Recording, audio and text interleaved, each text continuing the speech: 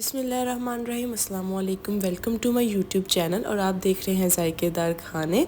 आज हम आपके लिए लेके आए हैं बहुत ही मज़ेदार आलू गोश्त की रेसिपी। उम्मीद है आपको हमारी ये रेसिपी पसंद आएगी। और अभी तक आपने हमारे इस चैनल को सब्सक्राइब नहीं किया तो कर लें। आते हैं रेसिपी की तरफ। मैंने कढ़ाई में ऑयल ले लिया था, 2-3 स्टिक्स दालचीनी के ले लिए थे, 2 मीडियम प्याज मैंने प्याज कट करके इसमें डाल लिए थे। इसको हम ये कुछ मसाले हैं साबित, जिसमें मैंने जायफल जलवतरी लिए है, ज़ीरा लिया है और 2 इलायची के दाने लिए थे, वो डाल लिए थे। इसको प्याज को लाइट ब्राउन करने के बाद इसके अंदर हम गोश्त ऐड कर लेंगे और अच्छे से इसको भून लेंगे। इसके बाद 1 टेबलस्पून में जिंजर गार्लिक का पेस्ट ऐड करके इसको अच्छे से भून लूँगी। फिर मैंने 2 से 3 टमाटर छोटे साइज़ के मैंने ब्रिक कट करके रख लिए थे और 2 से 3 हरी मिर्ची यूज़ की थी। इसमें मैंने मसाले स्पाइसेस ऐड किए, 1 टेबलस्पून नमक, 1 टेबलस्पून मैंने सुरख मिर्च, 1 टेबलस्पून हल्दी, 1 टेबलस्पून गरम मसाला, 1 टेबलस्पून ज़ीरा पाउडर।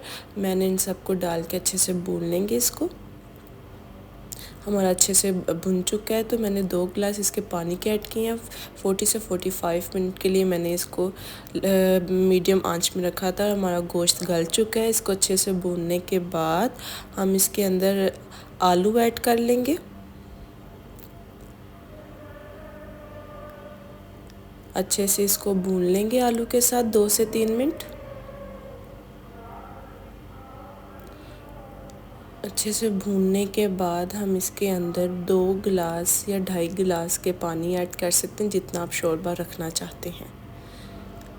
इसको 10 से 15 मिनट के लिए हल्की आंच पे रख देंगे और पका लेंगे। हमारे आलू गोश्त की आप लुक दे सकते हैं, माशाल्लाह कितनी अच्छी आई है अल्हम्दुलिल्लाह। और अभी आपको हमारी ये बहुत ही ईजी और क्विक रेसिपी आलू गोश्त की पसंद आए तो हमें कमेंट बॉक्स में लाजमी बताइएगा। उम्मीद है आपको हमारी ये रेसिपी पसंद आएगी। और अभी तक आपने हमारे इस चैनल को सब्सक्राइब नहीं किया तो कर लें और बेल आइकन को क्लिक कर लें और दुआओं में याद रखें। अल्लाह हाफिज़।